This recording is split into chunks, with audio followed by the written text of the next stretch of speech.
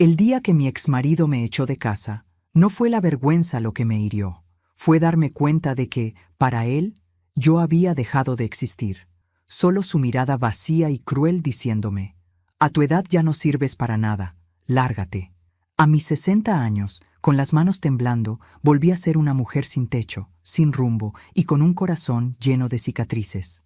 La única esperanza que tenía era una tarjeta antigua, envuelta en un papel amarillento que había permanecido guardado durante décadas. Era la tarjeta que mi padre me dejó antes de morir. Yo nunca la había usado. Para mí, siempre había sido un recuerdo, un símbolo del hombre bueno que había perdido demasiado pronto. Pero ese día, rota y desesperada, la saqué del fondo de mi bolso y fui directo al banco. La tarjeta era mi única posibilidad de no dormir en la calle. Cuando se la entregué al banquero, un hombre mayor, amable, con cejas gruesas que se movían cada vez que hablaba, él insertó la tarjeta y miró la pantalla. Lo que pasó después fue como ver una escena a cámara lenta. Su rostro pasó de la normalidad a la sorpresa, luego al miedo y finalmente al pánico absoluto. Se puso de pie tan rápido que casi tiró la silla. «Señora, rápido, mire esto. Pero antes de continuar, quiero hacerte una invitación muy especial. Suscríbete al canal y deja tu me gusta. Esto me ayuda a ver que me apoyas y disfrutas de mis historias. Y comenta aquí abajo desde qué ciudad nos estás viendo. Ahora, continuemos». El banquero giró el monitor hacia mí. Mi reflejo apareció primero, con mis ojeras y mi cabello desordenado. Pero luego, mis ojos se abrieron como nunca. La cuenta tenía una cantidad absurda de dinero. No hablo de unos pocos miles, hablo de millones. Sí, millones. Casi me caigo de espaldas. Esto no puede ser mío», dije temblando. El banquero negó con la cabeza. «Está a su nombre desde hace 25 años y ha estado bloqueada. Esa palabra se clavó en mi mente. «¿Bloqueada por quién?», pregunté. Él tragó saliva, como quien sabe que está a punto de decir algo prohibido. «Por su exmarido». El mundo se me detuvo. «¿Mi exmarido? Pero esa tarjeta es de mi padre. Murió antes de que yo me casara». El banquero negó, nervioso. «Según los registros, alguien vinculó esta cuenta a una cláusula de administración. Alguien que tenía acceso a sus documentos personales hace años. Y, según el sistema, ese alguien era su esposo». Sentí que la sangre me abandonaba el cuerpo. Julián, el hombre que me echó a la calle como si fuera basura, había bloqueado la fortuna que mi padre había dejado para mí.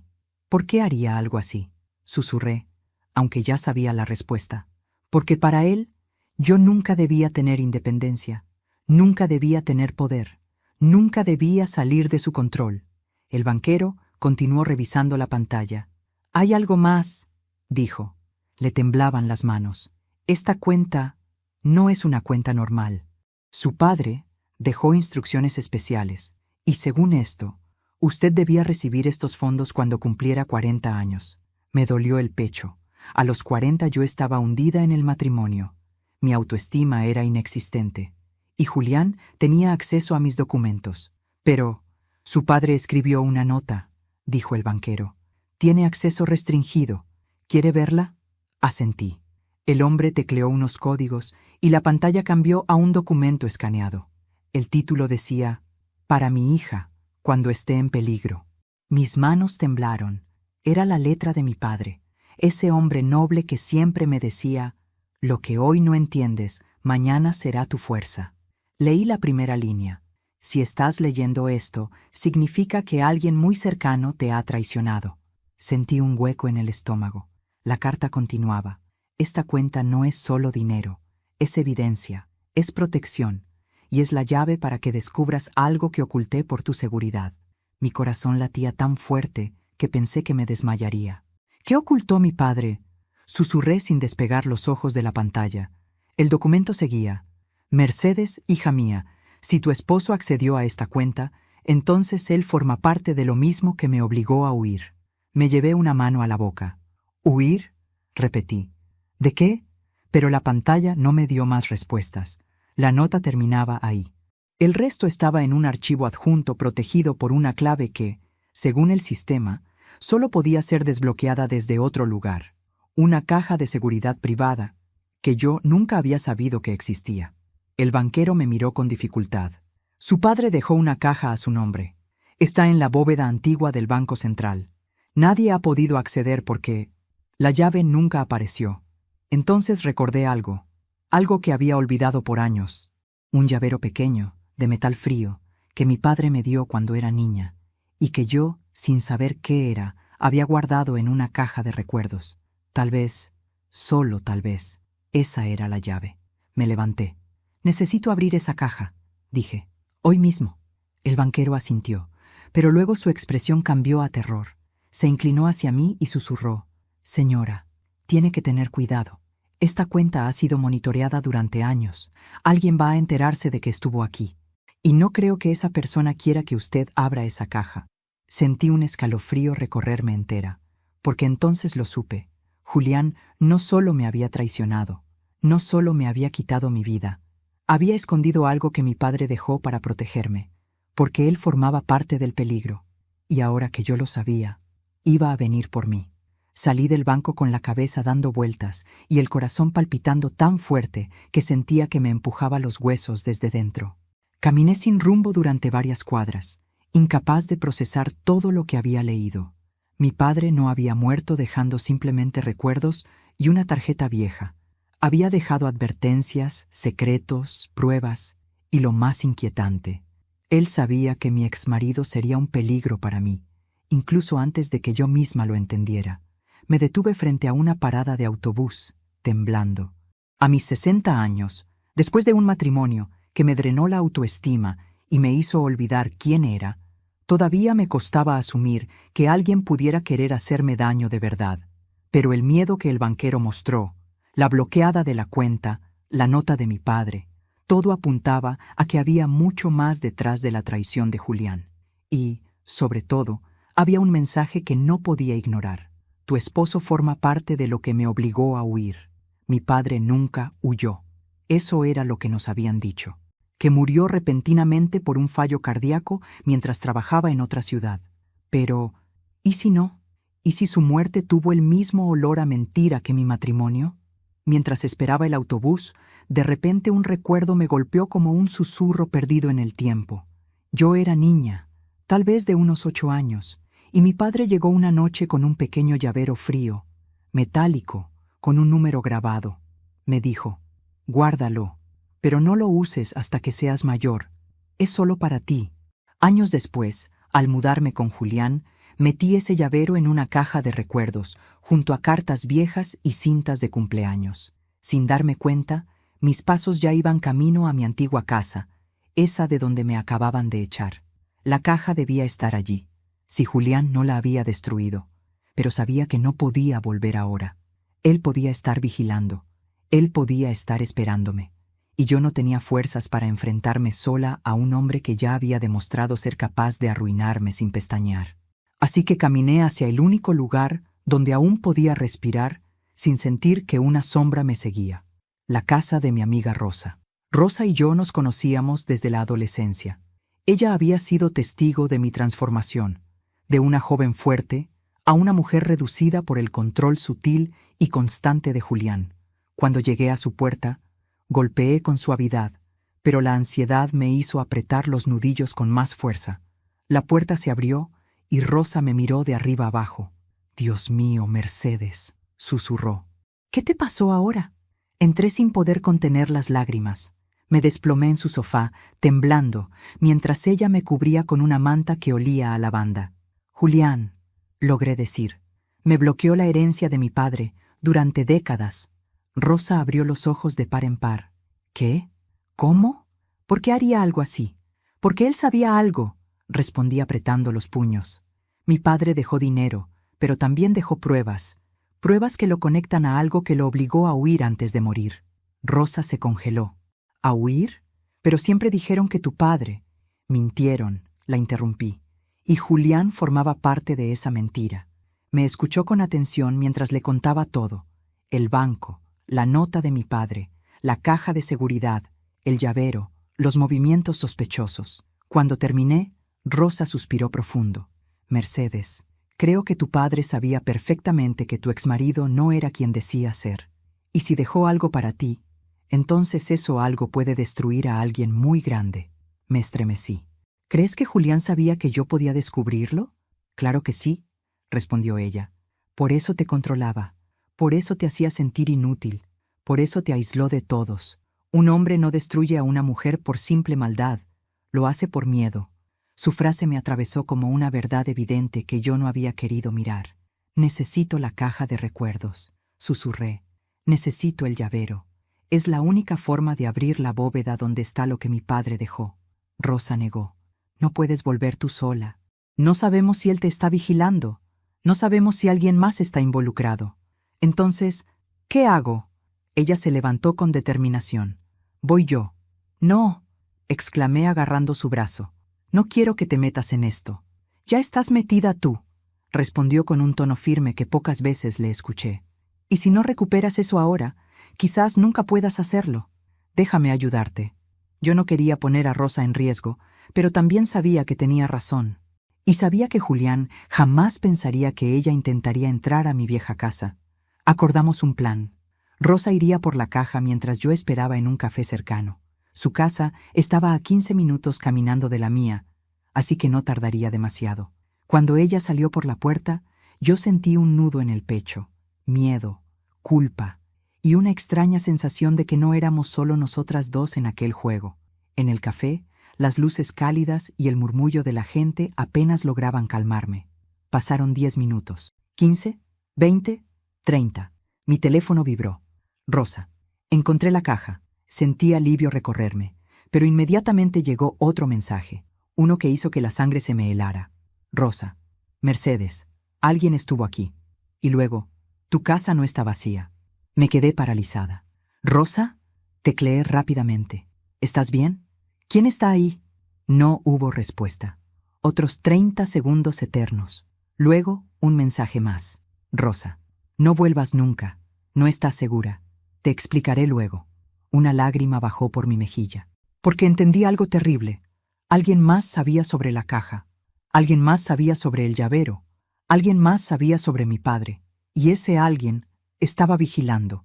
Mi corazón latía tan rápido que sentía que me iba a desmayar en medio de aquel café. La pantalla del teléfono seguía encendida, mostrando el último mensaje de Rosa. No vuelvas nunca. No estás segura. Te explicaré luego. Pero no explicaba ahora. No decía dónde estaba. No decía quién había entrado en mi casa. No decía si estaba bien. Y ese silencio me estaba matando. Me levanté de golpe de la silla, derramando un poco del café que ni siquiera había probado. Dudé entre correr hacia mi antigua casa o llamar a la policía. Pero recordé algo. Julián tenía contactos. Si yo llamaba a la policía y alguno de esos contactos aparecía, podían girar el caso en mi contra, inventar una excusa, hacer que todo pareciera paranoia. Él lo había hecho antes. Podía volver a hacerlo. Así que me quedé quieta unos segundos, tratando de pensar. La gente alrededor seguía con su vida. Risas, conversaciones, platos chocando. Y yo, allí, sintiendo que el mundo se me caía encima. Cuando por fin pude respirar, marqué a Rosa. 1 vez, 2 veces, 3. Nada. Intenté no perder la cabeza. Me repetí que si algo grave hubiera ocurrido, no habría tenido tiempo de escribirme. Su mensaje había sido claro. No vuelvas nunca. Y Rosa no usaba palabras grandes a la ligera. Si lo decía, era porque había visto algo que nosotros ni imaginábamos. Entonces, mientras miraba la calle por la ventana del café, lo vi. Un hombre alto, con una gorra negra. El mismo hombre que había visto merodeando cerca de mi casa días antes. El mismo que había sentido detrás de mí en la estación de autobuses. Caminaba despacio, observando a la gente, hasta que sus ojos pasaron por la ventana y se detuvieron justo donde estaba yo. Me quedé helada. No sé cuánto tiempo estuvo mirándome. Puede que 3 segundos, puede que 10, pero fueron suficientes para sentir que me había marcado. Luego siguió caminando, como si nada, pero yo sabía que aquello no era coincidencia. Él me estaba siguiendo. Sentí un impulso desesperado. Había que irse. Ahora. Me colgué el bolso al hombro y salí rápidamente del café, escondiendo el rostro lo más que pude. Caminé entre la gente, cambié de acera 2 veces y entré en una tienda de ropa solo para salir por otra puerta. Quería perderlo, alejarlo, confundirlo. Finalmente, después de varias calles, me detuve frente a un parque vacío. No lo veía, no había rastro de él, pero eso no significaba que no estuviera. Suspiré con fuerza, tratando de recuperar la calma. Entonces, mi teléfono vibró. No era Rosa. Era un número desconocido. Contesté con cautela. ¿Hola? Una voz masculina, ronca pero tranquila, dijo: Señora Mercedes, no se asuste. Mi nombre es Héctor. Era amigo de su padre. Sentí un vuelco en el estómago. ¿De mi padre? ¿Cómo obtuvo mi número? No por las razones que piensa, respondió con rapidez. Su padre me dejó instrucciones por si algo como esto llegaba a suceder. He estado esperando su llamada por años. Me senté en el banco del parque, incapaz de mantenerme de pie. ¿Qué está pasando?, pregunté temblando. ¿Quiénes son estas personas? ¿Por qué me siguen? Héctor suspiró del otro lado de la línea, como si llevara un peso enorme encima. Porque su padre descubrió algo demasiado grande, dijo, demasiado peligroso, y porque su esposo trabajaba directamente con quienes querían silenciarlo. Me cubrí la boca. No, susurré. Él jamás me dijo nada. Jamás, porque no debía saber, continuó Héctor, y porque usted era la única persona que podía entorpecerles los planes. Por eso la controlaron, por eso la aislaron, por eso la vigilan ahora. Sentí las lágrimas correr por mis mejillas, sin poder detenerlas. Mi amiga Rosa entró en mi casa, dije. No sé dónde está. No responde. Hubo un silencio tenso. Entonces debemos actuar más rápido de lo que pensaba, respondió Héctor. Escúcheme bien, señora. Hay un lugar al que debe ir ahora mismo. El único sitio donde su padre dejó información sin que ellos lo supieran. ¿Dónde?, pregunté desesperada. La bodega vieja de don Laureano, en la Avenida Sur. Su padre trabajó allí antes de que todo comenzara. Era su refugio, su escondite. Y allí dejó algo para usted. Mi mente trataba de procesar todo, pero era imposible. Sentía que vivía un sueño extraño y oscuro. ¿Qué hay allí?, susurré. Héctor respondió sin rodeos. Las verdaderas razones por las que su padre tuvo que huir. Las pruebas que conectan a su esposo con la caída de su familia. Mi respiración se trabó. ¿Mi esposo? Sí, confirmó él. Su padre confiaba en usted, no en él. Y sabía que, algún día, usted sería la única capaz de terminar lo que él empezó. Mi mundo se tambaleó.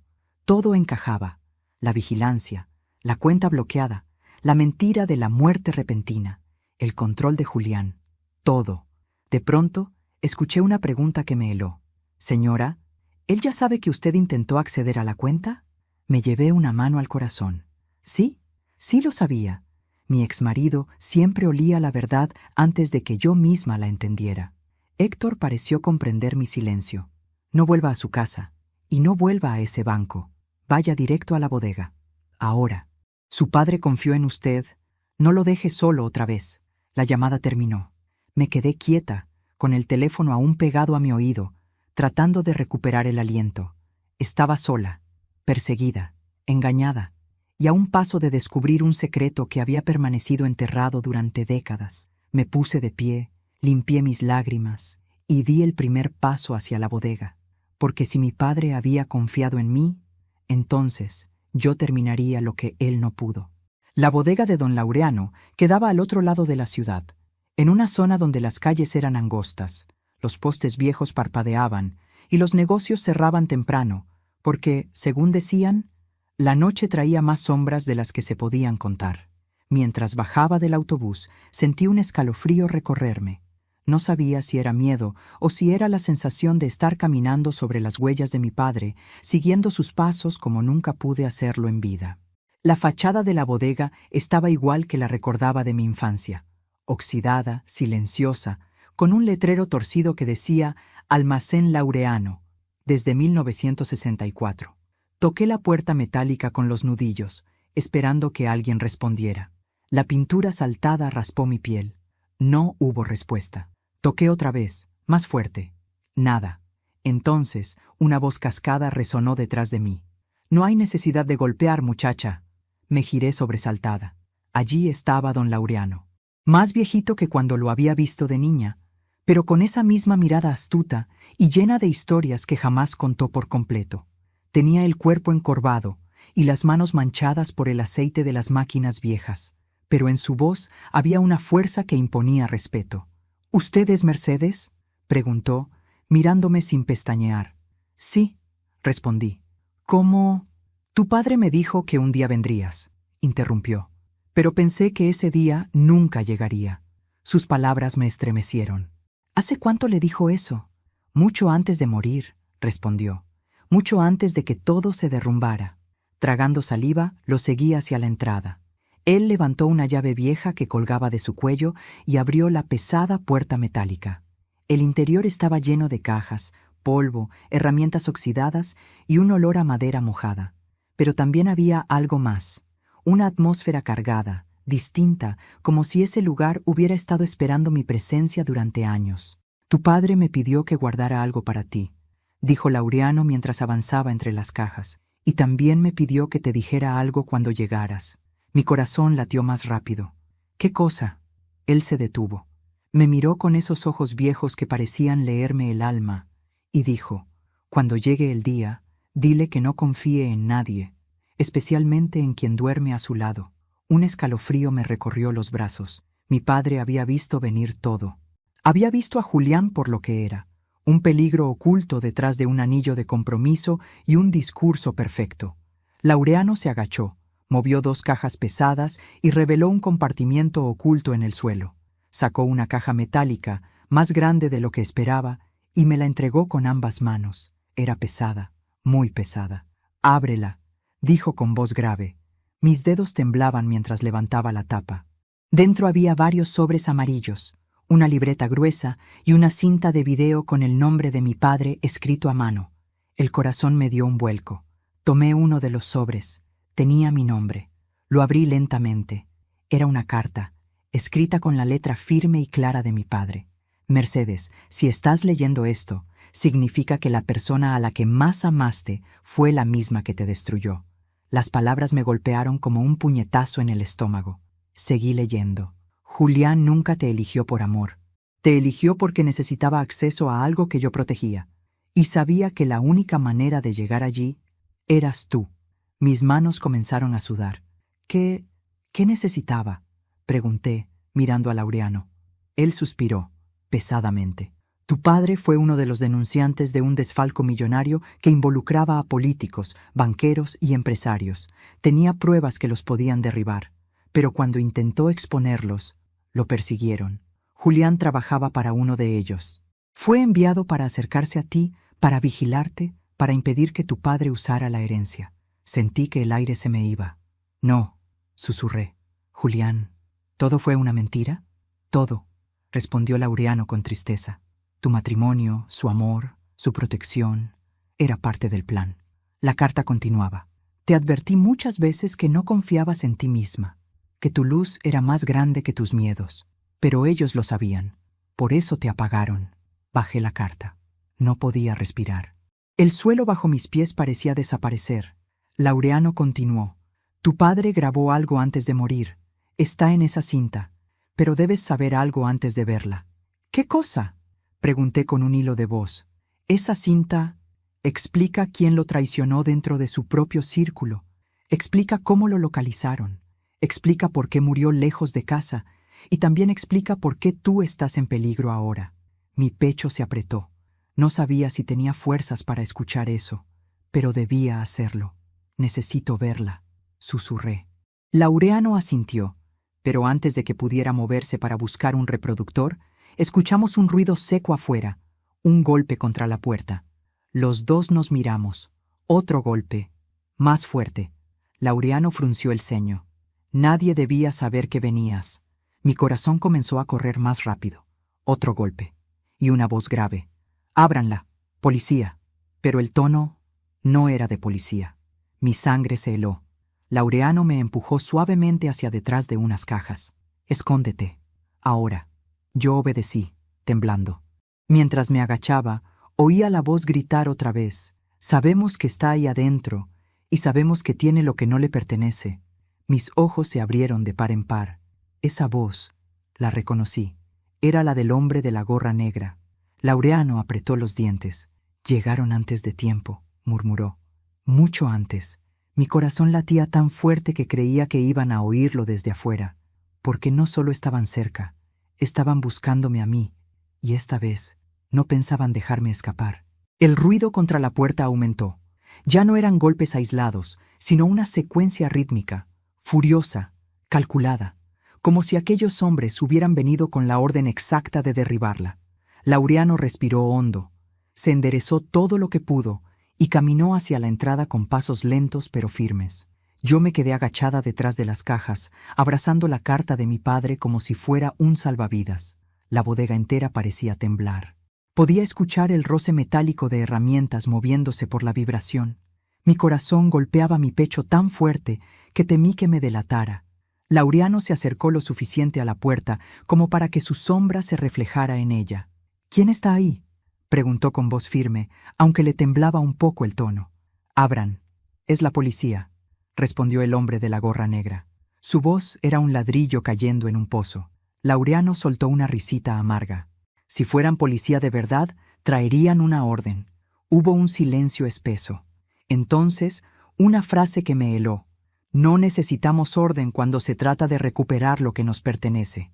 Antes de continuar, y como es requisito en este capítulo, quiero hablar contigo directamente por un momento. Antes de continuar, dime aquí en los comentarios qué te está pareciendo esta historia hasta ahora, y qué harías tú en su lugar. No te vayas del video, porque lo que viene a continuación te pondrá la piel de gallina. Ahora sí, continuemos. La puerta recibió un golpe final, tan fuerte que varias herramientas colgadas en la pared cayeron al suelo. Laureano retrocedió, respirando con dificultad. «Escúchame bien, Mercedes», susurró sin mirarme. «Cuando yo te diga, corre hacia la salida trasera. No mires atrás». «No puedo dejarlo», respondí en voz baja. «Fue amigo de mi padre. Me está protegiendo». «Por eso mismo debes correr», contestó. «Si te atrapan, se acaba todo». Quise protestar, pero no hubo tiempo. La puerta se dio con un chirrido brutal. 3 hombres entraron. El de la gorra negra iba al frente. Los otros 2 llevaban chaquetas oscuras, botas pesadas y la mirada muerta de quienes no están ahí para hablar. El de la gorra escaneó el lugar como un animal que busca a su presa. «¿Dónde está ella?», preguntó sin rodeos. Laureano se interpuso. «Aquí no hay ninguna mujer. Vienen cada tanto a revisar, pero hoy no ha venido nadie». El hombre dio un paso al frente. «No mienta, viejo. Sabemos que ella recibió la llamada. Sabemos que vino aquí». Mi estómago se cerró. Sabían todo, hasta mis conversaciones. «No sé de qué hablas», repitió Laureano. El hombre sonrió fríamente y levantó la mano. Los otros 2 comenzaron a registrar la bodega, tirando cajas, moviendo estantes, abriendo cajones. Uno de ellos se acercó peligrosamente al lugar donde yo estaba escondida. Mi corazón estaba por salírseme, pero un ruido en la parte opuesta de la bodega lo distrajo.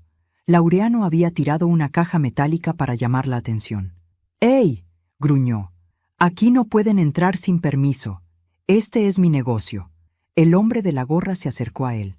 «Entonces coopere, y nadie tiene que salir lastimado». Sus palabras eran una mentira evidente. Yo lo sabía. Laureano también. Me aferré más fuerte a la carta de mi padre. El de la gorra volvió a hablar.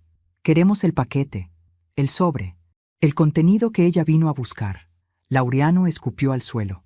«No sé de qué hablas, viejo terco», dijo el hombre. «Sabes que no saldremos sin eso». Entonces, algo inesperado pasó. Uno de los hombres levantó la caja metálica donde estaban las cintas, documentos y pruebas. Yo la vi elevarse entre sus manos y quise gritar. Era todo lo que mi padre había dejado para mí. El hombre de la gorra la tomó. «Así que aquí lo tenías». Laureano dio un paso adelante. «Eso no les pertenece». «Tienes razón», respondió el hombre. «Le pertenece a ella, y ella ya no lo necesita». Mi garganta ardió. ¿Iban a destruirlo? ¿A robarlo? ¿A desaparecerlo? Antes de que pudiera moverme, el hombre levantó la caja y la lanzó al suelo con fuerza. El golpe fue seco, brutal. La tapa se abrió de golpe y los papeles salieron volando. La cinta rebotó y quedó a los pies del hombre de la gorra. Laureano gritó: ¡Basta! Eso es evidencia. El hombre se inclinó, tomó la cinta en su mano y dijo: evidencia, de nada, porque después de hoy esto desaparece. No pensé, no razoné, solo actué. Me puse de pie y corrí hacia adelante. ¡No!, grité. Los 3 hombres se giraron hacia mí. Laureano gritó mi nombre, pero ya era tarde. El de la gorra me miró con satisfacción oscura. «Ah, ahí estás». Me quedé paralizada. No podía mover un músculo. Era como si mis pies estuvieran clavados al suelo. El hombre levantó la cinta. «Así que esto es lo que tanto quieres, ¿eh?», dijo burlándose. «Qué lástima. Esto puede arruinar a mucha gente». Miró a los otros 2. «Quemémoslo». «No», susurré. «Sí», respondió él. «Y luego tú vienes con nosotros». Laureano dio un paso adelante. «No se la van a llevar». El hombre de la gorra frunció el ceño. «¿Quieres morir hoy, viejo?». Entonces, en un movimiento que jamás habría esperado, Laureano lanzó la caja metálica hacia mí. Golpeó el suelo, rebotó, y algo salió rodando hacia mis pies. La llave de mi padre, la llave de la bóveda, la llave que podía destruir a todos esos hombres. El de la gorra la vio. «¡Agárrenla!». Yo me abalancé hacia ella, ellos también, y en ese instante supe que ya no había marcha atrás. La llave rodó por el suelo como si tuviera vida propia, rebotando entre el polvo y los pedazos de papel que habían volado de la caja metálica. Mi cuerpo reaccionó antes que mi mente. Me lancé hacia ella con el corazón en la garganta, sintiendo el aire cortarse a mi alrededor. Al mismo tiempo, los 2 hombres de chaqueta oscura se abalanzaron también, estirando los brazos como bestias que buscan atrapar a su presa. No sé cómo lo logré. Tal vez fue instinto. Tal vez fue la memoria de mi padre empujándome desde algún lugar invisible. Mi mano se cerró sobre el metal frío justo antes de que uno de los hombres cayera encima de mí. Rodamos por el suelo, golpeándonos contra cajas y herramientas. Sentí su peso aplastándome, su respiración húmeda en mi oído. «Dame la llave», rugió. Con todas las fuerzas que me quedaban, giré mi cuerpo y lo pateé en la espinilla.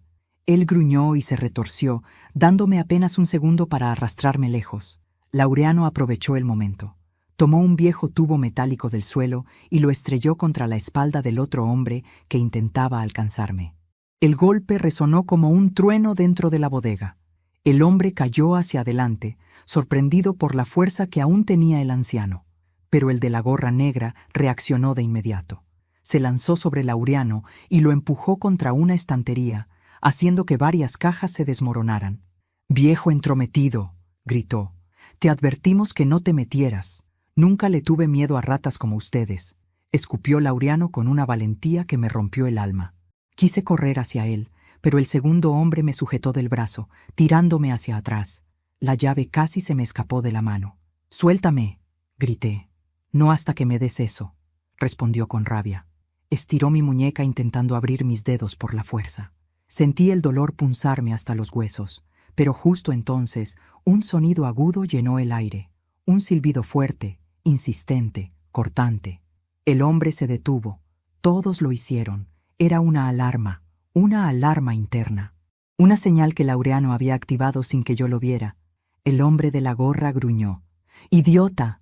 ¡Llamaste la atención!». Laureano, aún arrinconado contra la estantería, sonrió con media boca. «Claro que sí», respondió. «Ya vienen». «¿Quiénes? ¿Quién estaba por llegar? ¿Policías? ¿Vecinos? ¿Alguien más?». No lo sabía, pero para esos hombres la atención era lo último que querían. El de la gorra perdió la compostura. Levantó la cinta, la apuntó hacia un bidón de gasolina abierto y gritó: «Si no nos dan la llave, quemo todo ahora mismo». Mi sangre se congeló. Las pruebas, los documentos, la cinta de mi padre, todo podía desaparecer en segundos. Laureano dio un paso adelante, jadeando. «No te atreverías». «Inténtalo», respondió el hombre. «Préndele fuego». Yo sabía que no era una amenaza vacía. Podía ver en sus ojos esa mezcla de desesperación y obediencia a órdenes superiores. Quemar todo sería la forma perfecta de borrar la verdad para siempre. Entonces lo entendí. No podía pelear en esa bodega. No podía arriesgarme a perder la llave. Y no podía permitir que ellos obtuvieran nada. Tenía que escapar. Tenía que llegar a la bóveda antes que ellos. Me zafé de la mano del hombre como una serpiente que se desliza entre piedras. Me levanté y corrí hacia la salida trasera sin mirar atrás. Escuché gritos, pasos acelerados, cajas cayendo, golpes, maldiciones. «¡Agárrenla! ¡No la dejen salir! ¡La llave! ¡Tiene la llave!». El eco de esos gritos me empujó aún más rápido. Abrí la puerta trasera de un golpe y me lancé a la calle. El aire frío de la tarde me golpeó el rostro como una bofetada. Mis piernas temblaban, pero no se detenían. Corrí como no había corrido desde que era niña. Escuché pasos detrás de mí. Los dos hombres. Venían. Crucé la calle, esquivé un auto que frenó brusco. Seguí corriendo sin rumbo. Mi pecho ardía. Mi visión se nublaba, pero mis manos apretaban la llave con tanta fuerza que el metal se marcaba en mi piel. Entonces, una moto apareció a mi lado. Alguien extendió un brazo, una chaqueta marrón, un casco negro, una voz. «Mercedes, súbase». Era Héctor. No dudé. Me agarré a su cintura y subí mientras él aceleraba tan rápido que casi me caigo. La moto rugió por las calles, mientras los hombres quedaban atrás, gritando de frustración. «¿Cómo me encontró?», pregunté jadeando. «Laureano me llamó», respondió sin girar la cabeza. «Me dijo que era el momento». «¿Él está bien?», pregunté con la voz quebrada. Héctor tardó un segundo en responder. «Aguantará», dijo. «Pero no podemos volver por él ahora. Lo más importante es llegar a la bóveda». El viento golpeaba mi rostro, secando las lágrimas que ni siquiera sabía que estaban rodando. Miré la llave en mi mano. Era pequeña, simple, pero tenía un peso que no podía medirse en gramos. Era el legado de mi padre y la condena de mis enemigos. «Héctor», dije débil, «¿qué hay en esa bóveda?». Él tragó saliva. «La verdad», respondió, «toda la verdad. Y lo que tu padre dejó allí puede hacer caer a gente muy poderosa». Sentí un temblor recorrerme. «¿Y Julián?», pregunté. Héctor aceleró aún más. «Julián es solo una pieza reemplazable. Pero tú eres la clave que ellos no pueden controlar». Mis manos se aferraron más fuerte a su chaqueta. Yo no era un daño colateral. No era una víctima pasiva. Era un objetivo. Y ahora sabía por qué. La moto dobló hacia el centro de la ciudad. «Prepara la llave, Mercedes», dijo Héctor. «Estamos a punto de abrir lo que tu padre protegió con su vida». Mientras la moto avanzaba entre el tráfico, como una flecha que corta el aire, yo abrazaba la cintura de Héctor con la misma fuerza con la que sostenía la llave, como si mi vida dependiera de ello, porque en el fondo dependía. Mis dedos estaban marcados por el frío del metal, pero no lo soltaba. Creo que no hubiera podido soltarlo aunque quisiera. Era como si esa pequeña pieza fuera lo único que todavía me mantenía despierta, firme, en pie, negándome a volver a la oscuridad donde Julián me había tenido por años. Héctor condujo sin hablar durante varios minutos. Parecía conocer la ciudad al detalle, tomando atajos, calles secundarias, doblando antes de que yo siquiera viera la intersección. Su experiencia no era casual. Mi padre habría confiado solo en alguien acostumbrado a moverse en las sombras sin ser descubierto. Alguien que sabía sobrevivir. Finalmente, dejó la moto en un callejón y apagó el motor. El silencio fue inmediato, aplastante. Me bajé de la moto con las piernas temblorosas. «¿Dónde estamos?», pregunté intentando que mi voz no revelara el miedo que me comía por dentro. «Muy cerca», respondió él. «El Banco Central está a 2 cuadras. Pero la entrada a la bóveda no es la que conoces». Me miró, y por primera vez desde que lo conocía, noté un atisbo de duda en sus ojos. «Mercedes, lo que vas a ver ahí dentro puede cambiarlo todo. No solo lo que piensas de tu marido, también lo que piensas de tu padre». «Estoy lista», respondí, aunque no lo estaba, aunque nunca lo estaría. Caminamos por 2 calles estrechas hasta llegar a la parte posterior del edificio. El Banco Central era un gigante de piedra gris, con columnas enormes y ventanas altas. Nunca lo había visto desde ese ángulo. No había gente allí, solo una puerta pequeña, casi oculta, de metal envejecido. Héctor golpeó 4 veces, 2 cortos, 2 largos. Un mecanismo interno se activó y la puerta se abrió lentamente. Un guardia de cabello blanco nos miró sin sorpresa. «¿Es ella?», preguntó. «Sí», respondió Héctor. Finalmente llegó el día. El guardia me observó como si me evaluara. Luego se apartó. «Adelante, señora». Su padre le dejó lo mejor que tenía. Entramos a un pasillo oscuro que descendía en forma de rampa. Las luces estaban bajas, apenas iluminando el suelo. Mis pasos resonaban, mis nervios también.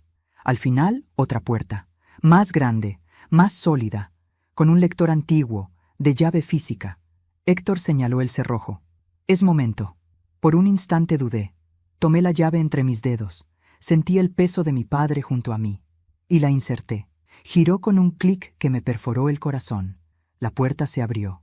Dentro había una sala pequeña, apenas iluminada, una mesa metálica, una silla, una caja fuerte más pequeña, abierta. Y sobre la mesa, 3 cosas: una libreta gruesa, un sobre cerrado y una carpeta negra con el nombre de mi padre. Mi respiración se detuvo. Héctor se quedó atrás, respetando mi espacio. Caminé hacia la mesa. Tomé primero la libreta.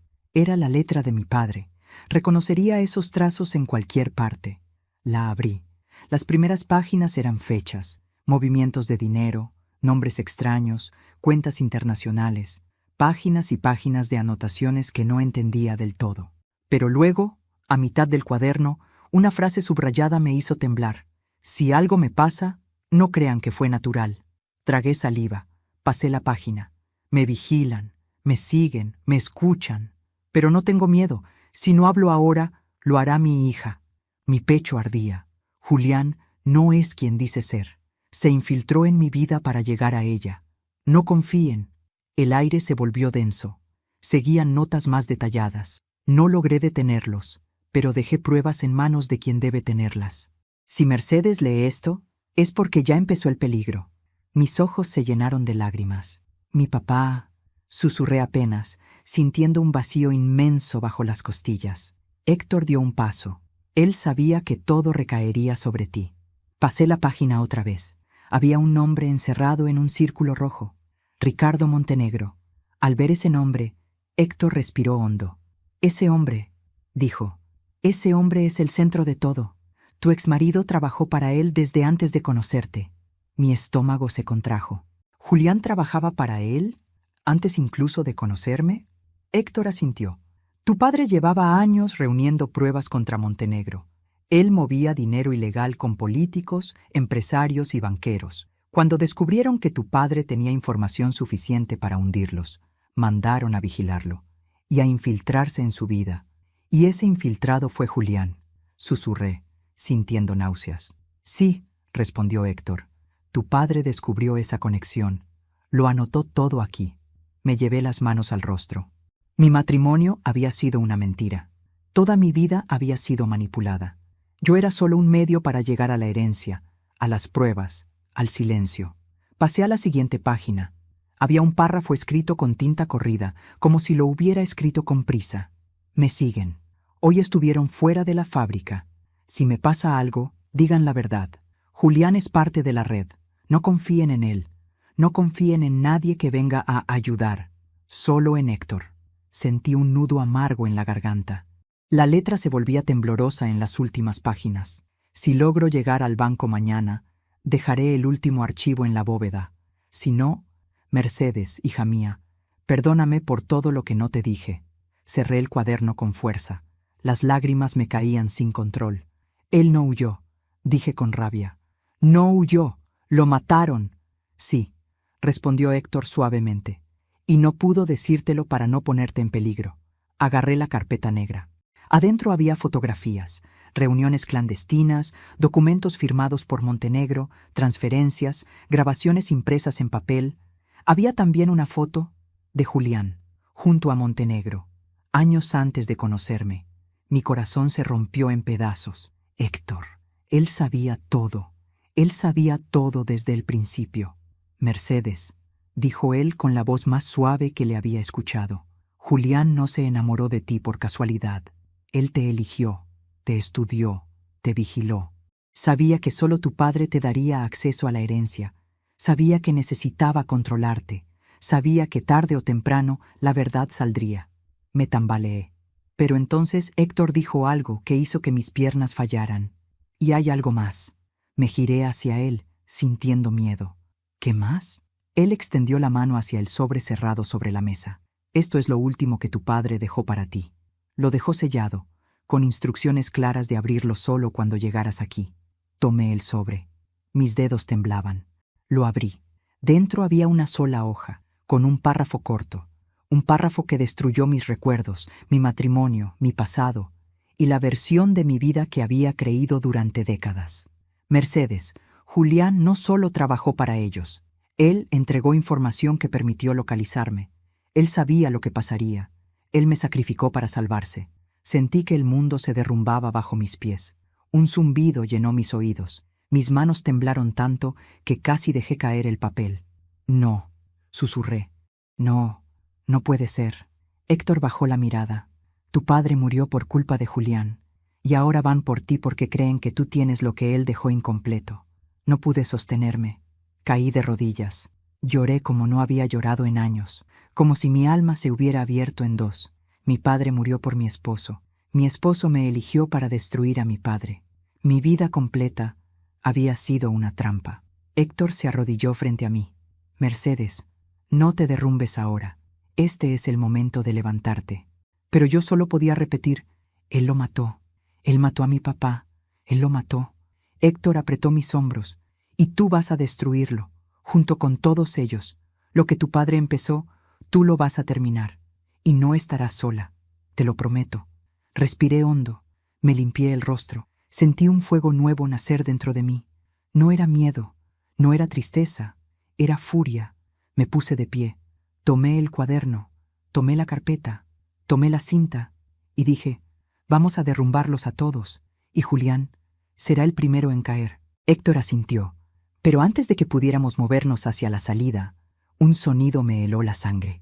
Un disparo, allá afuera, muy cerca. Héctor me empujó hacia atrás. Nos encontraron. Susurró. Mercedes, prepárate. Esto todavía no ha terminado. El disparo resonó como un trueno dentro de la bóveda. El eco rebotó en las paredes metálicas, multiplicándose hasta sentirse como un ejército invisible, golpeando desde todos los ángulos. Mi cuerpo reaccionó antes que mi mente. Me cubrí la cabeza con ambas manos y me incliné hacia el suelo. Héctor, en cambio, se movió con precisión. Sacó una pequeña pistola que llevaba escondida bajo la chaqueta y se colocó frente a mí, protegiéndome. «No te muevas», susurró. Yo sentía cómo la sangre corría por mis venas con un ritmo frenético. Mis manos estaban tan frías que ya no distinguía si era miedo o determinación lo que me empujaba a mantenerme en pie. Lo único que sabía era que ellos habían llegado, y que ese disparo no había sido una advertencia. Había sido una señal. La puerta metálica de la bóveda tembló con fuerza. Alguien la pateaba desde el otro lado. Cada golpe hacía vibrar el suelo. Héctor apuntó hacia la entrada, con la respiración estable, como si hubiera nacido para momentos así. «Mercedes, escucha», dijo sin apartar la vista de la puerta. «Cuando entren, tú corres hacia atrás. No los enfrentes, no intentes razonar. Corre». «No voy a dejarte», susurré. «No es una opción», respondió con una firmeza que me atravesó. «Tu padre confió esto en ti, no en mí. Si tú caes, todo se pierde. Yo soy reemplazable. Tú no». Mi garganta se cerró. La puerta se abrió de golpe. 2 hombres irrumpieron primero, armados. Detrás de ellos, un tercero, el hombre de la gorra negra. Su sombra entró antes que él, como si su presencia contaminara el aire. Sus ojos se clavaron en mí de inmediato. Sonrió. «Así que aquí estabas». Héctor levantó su arma. Un paso más y disparó. El hombre de la gorra levantó ambas manos, fingiendo diversión. «Por favor, sabes que esto no se trata de ti, héroe de segunda. Nosotros solo queremos lo que nos pertenece». Su mirada se deslizó hacia la carpeta negra que sostenía contra mi pecho. «Eso». Instintivamente la apreté más fuerte. «Esto no les pertenece», respondí con voz temblorosa pero firme. «Mi padre murió por protegerlo». El hombre de la gorra sonrió como un depredador satisfecho. «Y tú morirás por revelar lo que contiene». Héctor no lo dejó avanzar. Disparó primero. El tiro fue certero, directo al hombro del hombre más cercano. Ese hombre cayó de rodillas con un grito ahogado. El segundo se lanzó hacia Héctor y ambos comenzaron a forcejear. El tercero La gorra apuntó hacia mí. Sentí que el tiempo se detenía. Lo vi apretar el gatillo, y entonces alguien se interpuso entre nosotros. Un cuerpo, un golpe sordo, un grito. ¡No!, grité. El cuerpo cayó y era Laureano. No entendí cómo había llegado allí. No sabía cómo había escapado de la bodega o cómo había encontrado la bóveda. Lo único que supe es que ese hombre viejo, ese amigo de mi padre, acababa de salvarme la vida. El hombre de la gorra rugió de rabia. ¡Imbécil! Héctor vio eso y aprovechó el momento. Golpeó al hombre con quien luchaba, lo desarmó y lanzó su pistola hacia mí. ¡Agárrala! La tomé con manos temblorosas. Nunca había sostenido un arma. Sentía que me quemaba la piel, pero levanté el brazo. Apunté. El hombre de la gorra se giró hacia mí, sorprendido. ¿En serio vas a disparar, abuela?, se burló. Apreté los dientes. Recordé la libreta de mi padre. Recordé sus palabras. Recordé mi vida entera siendo controlada. Recordé a Julián. Recordé cómo habían matado a mi padre. Recordé cómo habían intentado matarme. Mi dedo tembló. Luego dejó de temblar. No soy la misma mujer que echaron de su casa, susurré, y disparé. El impacto lo lanzó hacia atrás. La gorra cayó de su cabeza y él se desplomó contra el suelo de cemento, retorciéndose. No murió, pero ya no podía levantarse. Su arma se deslizó lejos de él. El silencio que siguió fue ensordecedor. Héctor respondió rápido. Se abalanzó hacia el tercer hombre, lo redujo y lo dejó inconsciente. El primer herido seguía gritando, agarrándose el hombro. El segundo yacía sin fuerzas. Laureano respiraba con dificultad, tendido en el suelo, pero consciente. Me arrodillé a su lado. Laureano, Dios mío, ¿por qué hiciste eso? Él sonrió con los labios manchados de sangre. Porque tu padre, tosió, siempre dijo que valías la pena, que harías lo correcto cuando llegara el momento. Las lágrimas me cayeron como lluvia sobre su camisa. Aguanta, vamos a sacarte de aquí. No, susurró él. Yo ya viví suficiente. Pero tú tienes que terminar esto. Prométeme que no dejarás que esos desgraciados ganen. Apreté su mano con fuerza. Te lo prometo. Él cerró los ojos, satisfecho. Héctor se acercó. Tenemos que irnos. Rápido. Ya deben haber llamado refuerzos. Lo ayudé a ponerse de pie. Salimos por el pasillo largo, con mis piernas temblando y el corazón golpeando como un tambor. Llevaba la carpeta, la libreta y la cinta en mi bolso. Era todo lo que quedaba del trabajo de mi padre. Era todo lo que podía destruir a Montenegro y a Julián. Salimos por la puerta trasera del banco, mientras Héctor me cubría. La moto seguía allí. Subimos y arrancamos de inmediato. ¿Qué hacemos ahora?, pregunté, sintiendo el viento cortarme la piel. Lo que tu padre quiso, respondió Héctor.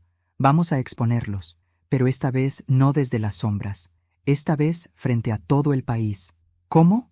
Con alguien a quien Montenegro no puede comprar, ni intimidar, ni callar. Con una periodista que ya está esperando la información. Mi corazón dio un salto. ¿Quién? Él sonrió. Natalia Rojas. El mundo parecía girar demasiado rápido. ¿Ella sabe lo que ocurre? Te ha estado buscando desde que revisó documentos antiguos. Tu padre dejó pistas para que ella te encontrara. Quiso que ustedes dos se cruzaran. Pero Montenegro se adelantó. Y tú desapareciste cuando te aislaste con Julián. Ahora es el momento. Llegamos al edificio del Diario Independiente. Natalia nos abrió la puerta en cuanto tocamos. Tenía el rostro tenso, pero su mirada estaba llena de fuego. ¿Lo traen? Asentí y puse la carpeta sobre su mesa. Ella la abrió. Su rostro cambió. Sus ojos se llenaron de horror, rabia y una luz peligrosa. Con esto, dijo, no solo caen Montenegro y sus socios, también cae cualquiera que haya colaborado con ellos. Esto es una bomba. Mi exmarido, dije con voz firme. Él ayudó a matar a mi padre. Quiero que eso también se sepa. Natalia me tomó las manos. Te prometo que el país entero sabrá la verdad. Ella preparó la cámara, el micrófono, las luces. Me sentaron frente a la cámara. Respiré hondo. Esta vez no temblé. Di tu nombre, dijo Natalia, y cuenta todo desde el principio. Miré a la cámara. Apreté la libreta de mi padre contra mi pecho. Mi nombre es Mercedes Alvarado. Y hoy vengo a contar la verdad que mi padre murió protegiendo. Mientras hablaba, las pruebas aparecían en pantalla. Montenegro, Julián, las transacciones, las grabaciones, los documentos. La transmisión se volvió viral en minutos. Y cuando Natalia terminó, cuando todo estaba al aire, cuando miles de personas ya habían visto la historia, la puerta del diario se abrió. 2 policías entraron. ¿Mercedes Alvarado? Sí. Venimos a informarle que Julián Torres ha sido detenido por crímenes financieros, complicidad en homicidio, obstrucción de evidencia y corrupción. Sentí que el mundo se detenía, no para asustarme, sino para liberarme. Mis rodillas temblaron, pero no caí. Respiré. Por primera vez en décadas, respiré sin miedo. Héctor me puso una mano en el hombro. ¿Lo lograste? No. Lo logramos. Mi padre, desde donde estuviera, también. Nunca imaginé que a mis 60 años volvería a empezar de cero. No porque la vida me dejara sin opciones, sino porque, por primera vez en décadas, podía elegir. Podía decidir quién era yo sin la sombra de Julián, sin la culpa que él sembró en mis huesos, sin esa sensación constante de caminar sobre cristales. La libertad, descubrí, no es un evento, es un proceso. Y cada día, desde la caída de Montenegro, ha sido una pequeña victoria. Julián está preso. Su rostro apareció en todas las noticias. Ya no era el hombre impecable que conocí, sino alguien reducido a su verdadera esencia. Un cobarde sin máscaras, sin poder, sin aliados. Escuchar al fiscal mencionar públicamente su conexión con la muerte de mi padre fue doloroso y liberador a la vez. La herida sigue ahí, pero ya no supura miedo. Ahora cicatriza en paz. Montenegro también cayó, y con él una red entera de corrupción que controló mi vida sin que yo lo supiera. Ver cómo los periódicos hablaban de las pruebas encontradas en la bóveda, las mismas pruebas que mi padre protegió hasta el final, me hizo sentir que él, de algún modo, estaba ganando una batalla que comenzó solo y terminó conmigo a su lado. Laureano no logró sobrevivir. Su muerte se sintió como un rayo cayendo sobre el único árbol que quedaba en pie. Pero murió haciendo lo que creía correcto, protegido por la dignidad que muchos hombres han perdido hace mucho. Le debo más de lo que jamás podré pagar. A veces creo escuchar su voz cada vez que dudo, recordándome que no me derrumbe, que siga adelante, que su sacrificio no fue en vano. Héctor sigue en contacto conmigo. Es un hombre silencioso, de esos que saben más de lo que dicen. No somos familia, pero ahora lo siento como tal. Fue él quien me llevó a la tumba de mi padre la semana pasada. Allí dejé una carta contándole que al fin se hizo justicia. El viento sopló fuerte ese día. Yo lo entendí como un «lo lograste, hija». Hoy vivo en un pequeño apartamento mío. No es grande, pero es mío. Cocino lo que quiero, me visto como quiero, duermo tranquila. A veces lloro, pero es un llanto distinto. No de miedo, sino de alivio. Y cada mañana, cuando abro la ventana y siento el aire fresco en la piel, me digo a mí misma, esta vez, Mercedes, esta vida es tuya. Antes de despedirte, quiero invitarte a algo muy especial. Si esta historia te conmovió, te sorprendió o te hizo reflexionar, deja tu me gusta. Tu apoyo es lo que mantiene vivo este canal y me inspira a seguir creando historias tan intensas como esta. Cuéntame en los comentarios. ¿Desde qué ciudad estás viendo este video? ¿Qué sentiste con este final? ¿Qué habrías hecho tú si estuvieras en mi lugar? Me encanta leer cada comentario. De verdad, son el corazón de este canal. Y no olvides suscribirte, porque vienen muchas historias más. Historias fuertes, emotivas, llenas de giros inesperados, traiciones, secretos y finales que te harán vibrar. Gracias por llegar hasta aquí. Gracias por acompañarme. Nos vemos en la próxima historia.